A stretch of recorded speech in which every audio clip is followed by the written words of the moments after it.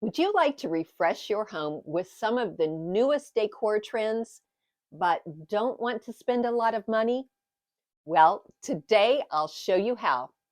After much research, I comprised a list of 10 of the hottest new home decor trends. And we're going to take that list and head out to the thrift stores in search of the latest styles. Some of the decor we find will be ready to use, but some of it will need a little DIY upcycling. Finally, I'll show you how I incorporated and styled our thrift store finds into my home. So, if you're ready to update your space on a thrift store budget, let's get started. So here is the list of top trends. I literally carried this piece of paper around in my coat pocket to refer to while I was out thrift shopping. The first trend, an earthy color palette, aims to create a cozy, inviting atmosphere by evoking colors of nature like warm browns, rich greens, deep blues, and accents of terracotta and brick reds. I purchased these vintage green glass candy dishes and these dark green granite salt and pepper shakers. The shakers were missing the plastic stoppers in the bottom, so I decided to turn them into a vase. I popped out the metal S&P tops and then used Bondic to join them together. Bondic is a super strong adhesive that is activated by a UV light. So you don't have to worry about gluing your fingers together like I've done with super glue. Next, I hot glued on a small wood round to close off the bottom. If you wanted the vase to hold water for real flowers, you could place a plastic test tube inside. But I just filled my vase with some faux stems that I had on hand and added a little bit of Spanish moss to fill in around them. A similar vase is selling for over $30 on Etsy. No one needs to know that my vase is a $1 set of salt and pepper shakers. Next on the list, biophilic elements, which is just a fancy way of saying bringing nature indoors by incorporating things like plants, wood, and stone. I loved this nature-inspired art print, and I'm already wishing I had purchased these wood lamps. Aren't they amazing? I did, of course, buy a few bird-themed items, like these 1970s ceramic soap dishes and these octagon-framed bird prints.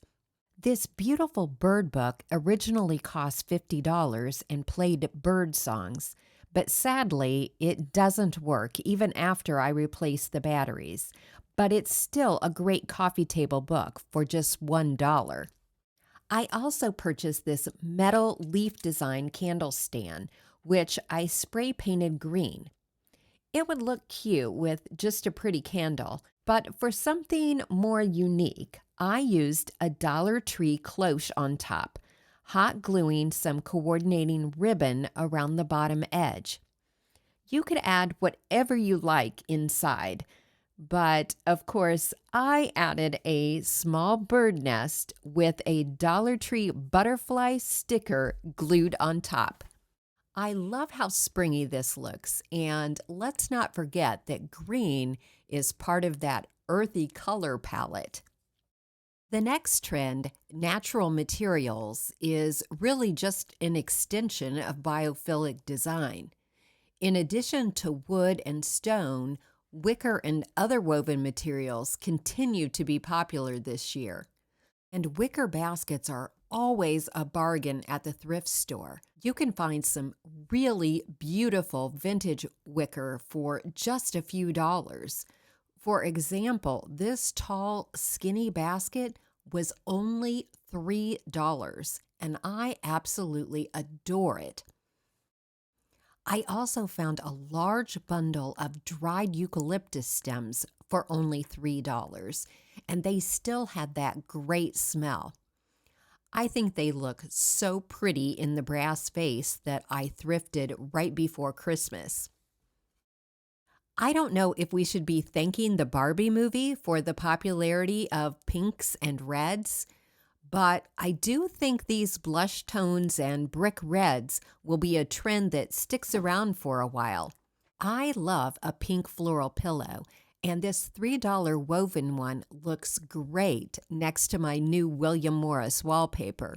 This is so funny, but I actually made a shower curtain out of this exact green and pink floral fabric back in like 1989.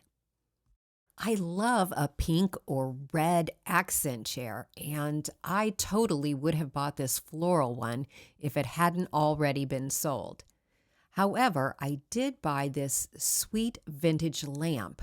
For such an old lamp, it was in really good shape.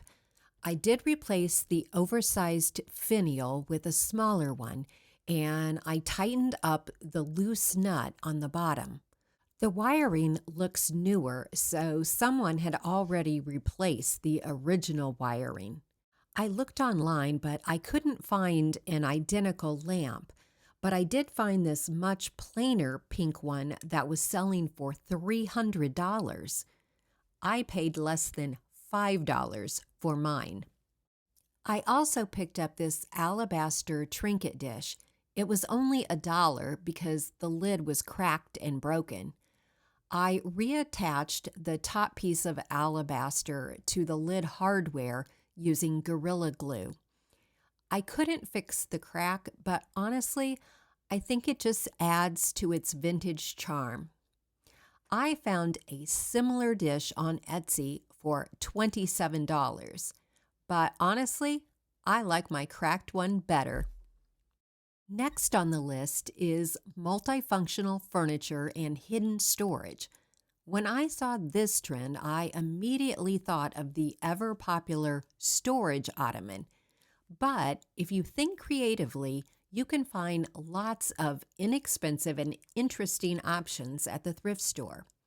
I'm a huge fan of using suitcases and trunks as side tables or coffee tables, and pretty boxes to hold keys or remote controls. But how about a lunchbox? This black one had great storage potential, but it wasn't very pretty. So to dress it up, I gave it 2 coats of a creamy white chalk paint. When the paint was dry, I lightly distressed it with a fine grit sandpaper. Then I pulled apart a 3-ply napkin and cut out some of the designs from the top pattern ply. I brushed Mod Podge onto the lunchbox and carefully applied the napkin designs, smoothing them out with my paintbrush. After applying several designs, I wanted to add some typography, so I chose an IOD traditional POTS transfer, rubbing it on with the plastic stick that comes in the package. I went back over all of the designs with an extra top coat of Mod Podge for a durable finish. Then, just to pretty it up a bit more, I hot glued some burlap trim around the top edge of the bottom box. I staged it with a faux plant, but it could be used to store a number of things, like recipe cards, gloves, mail, or garden tools. I also purchased this wood child's chair because I felt it could serve a variety of purposes. The wood was in pretty bad shape though, so I rubbed it down with furniture refinisher applied to very fine steel wool. It's crazy how easy this is and how much better the wood looks. Since 2 of the leg supports were missing, I secured the remaining ones with brad nails.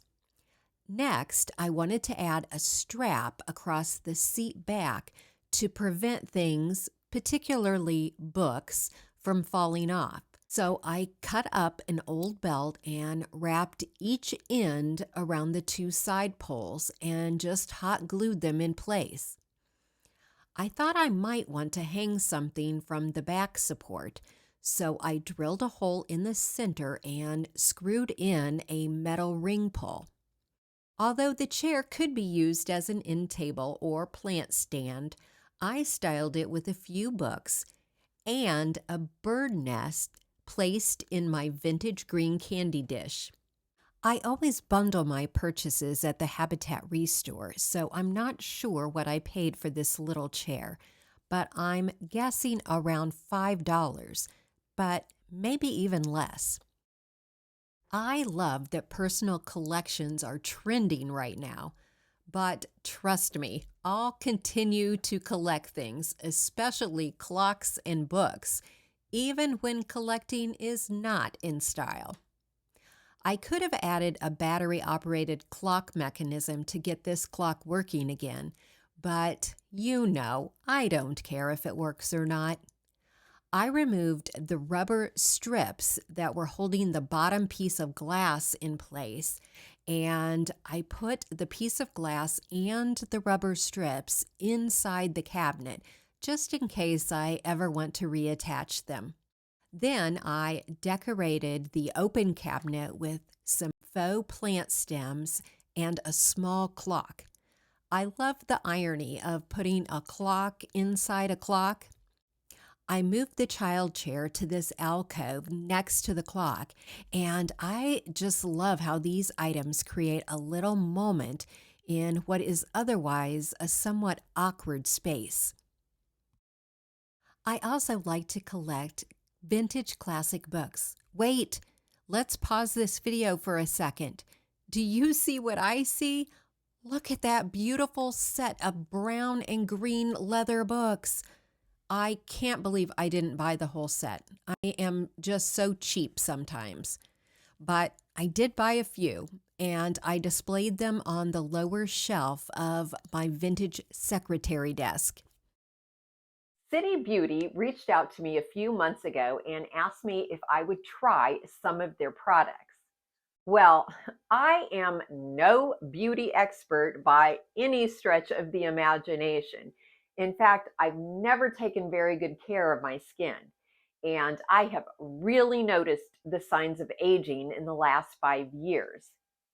City Beauty is a cosmetic brand that targets stubborn signs of aging, things like wrinkles, fine lines, dehydrated skin, and thin lips. There were two products that I especially loved, and I'll be using them consistently from now on. One is their Beyond Mascara. Honestly, this is the best mascara I have ever used. It feels really good going on, and it definitely makes my lashes look thicker and fuller. I loved it before I even knew that it contains ingredients like biotin and keratin that actually strengthen lashes and support lash growth. I'm also loving their plumping lip gloss that feels really good and doesn't sting like other ones I've tried. It contains hyaluronic acid, oligopeptides, and jojoba oil, so it provides instant hydration and fullness while stimulating new collagen development for long-term plumping. I have really enjoyed the City Beauty products, and I think you will too. And now is a great time to give them a try. They always have a 60-day money-back guarantee and free shipping on orders of $50 or more. And right now, if you use my link and the code Cottage Canterbury, you'll get 15% off site-wide. On to number 7, artisanal touches. I am so glad that we are at a place in our society where we finally appreciate things made by hand over cheap, mass-produced merchandise. As soon as I walked into Goodwill, I spotted this large still life, and when I saw the low price, I couldn't get it in my cart fast enough. It was under $7, and it's really large. I thought I could either hang it in the dining room or hang it on the bookcase in place of the clock. And then this happened. Okay, that's kind of weird, but what do you guys think? It just fits perfectly. Let me know, yes or no, on leaning the painting in front of the TV. FYI, we rarely use this TV. Handcrafted pottery is so popular right now, and I frequently see beautiful pieces at my thrift stores. I'm personally really fond of crochet, embroidery, and needlepoint, so I couldn't resist this pretty welcome sign for only $2.50. I found a thrifted frame in my stash that was the perfect size for this piece, but the dark brown wood seemed, well, too dark, so I gave it a couple coats of a light green chalk paint. While the paint was drying, I covered the frame's artwork with a piece of white felt, hot gluing the edges to the back side. Then I cut off some of the extra fabric from the welcome sign and folded it to fit over the white felt. Rather than hot gluing the edges to the back, this time I just used paper packing tape to hold it in place. This will make it easy to remove should I ever want to use it differently in the future. I put the needlepoint into the frame and added some additional staples around the edges to hold it in place. Then I covered the entire back side with more paper packing tape just to give it a cleaner look.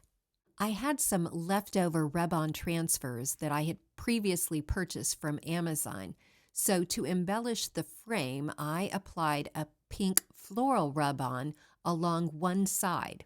Then I lightly distressed the frame with fine grit sandpaper and brushed on some white wax, wiping away the excess with a rag. Rather than attaching a sawtooth hanger, I thought I would staple a pink ribbon to the top edges for a more feminine touch. Now, displayed in a coordinating frame, we can fully appreciate the hours of needlework that went into making this beautiful piece. I find it really interesting that all metals are popular this year and that experts are saying it's fine to mix them.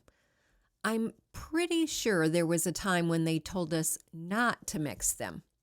But anyway, it's great news because we can find all types of metals at thrift stores. My personal favorite is brass, and I found a couple of really nice items. I bought this large, heavy brass bell for just $1.75. And I also bought a solid brass wall sconce for only $1.99. And I have the perfect spot for it.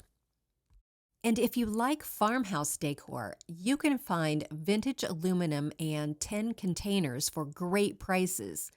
This tin is perforated with a cat design, so I thought it was the perfect storage container for cat treats.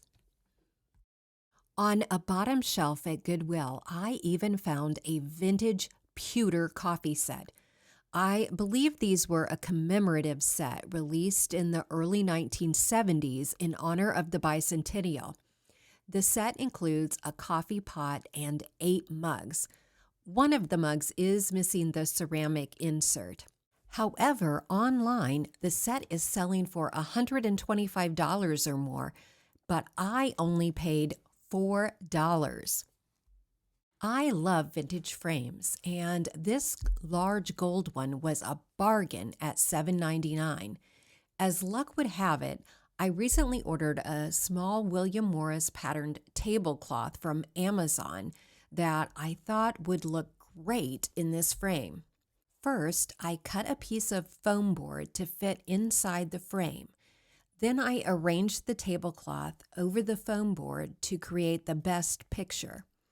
The fabric is lightweight polyester, so I cut off some of the extra fabric and folded the remaining extra fabric over to the back side and taped it in place with paper packing tape.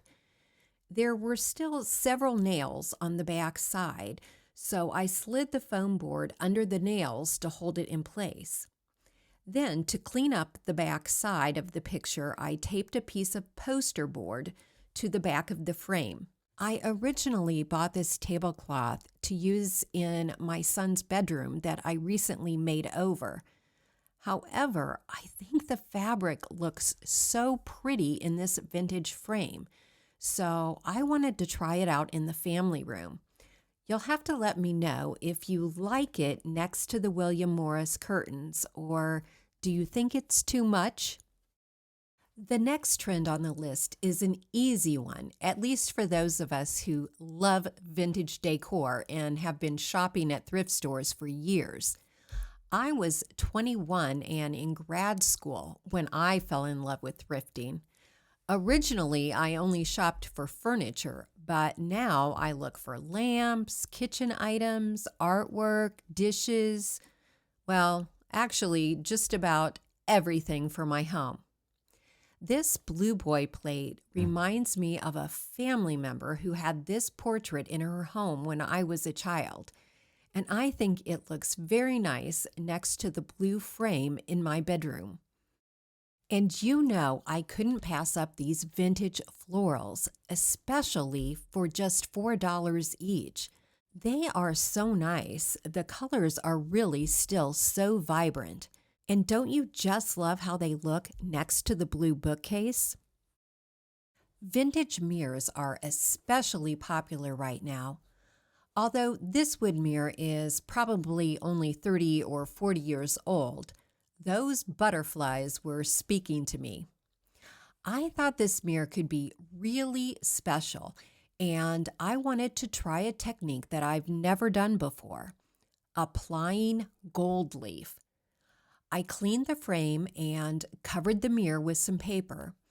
Then I brushed on the gold leaf adhesive and let it dry for 30 minutes. You'll know when it's ready because it changes color from milky white to clear when it's dry.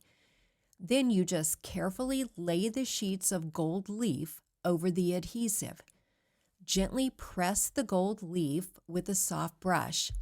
It will stick everywhere that there is adhesive and flake away from all the other areas. So make sure you fully cover your item with adhesive. This was really so simple, but a little messy. There were a few spots that I must have missed, so I brushed on some additional adhesive in those spots, waited 30 minutes, and applied some additional gold leaf in those areas. I like gold, but this was a bit too bright for my taste. So I brushed antiquing wax over the entire frame and then wiped away the excess. I used an X-Acto knife to scrape away any adhesive that was stuck to the mirror. I'm obsessed with how this turned out. I still have a lot of gold leaf left, so you can be sure I'll be using it on something else in the near future. Now, number 10, statement furniture. You can certainly find some interesting furniture at the thrift store, but you'll have to decide what kind of statement you want to make. This floral chair reminds me of an impressionist painting, perfect for a bedroom, I think. And this colorful chair would be adorable in a child's room. For my statement piece, I chose this small side table that was only $3. It's solid wood and very sturdy, but a little too country for my style. So to give it a more traditional appearance, I removed the large drawer handle and popped out all of the wood screw plugs and filled them with wood filler. When the filler was dry, I sanded it smooth and cleaned the table with some liquid sandpaper.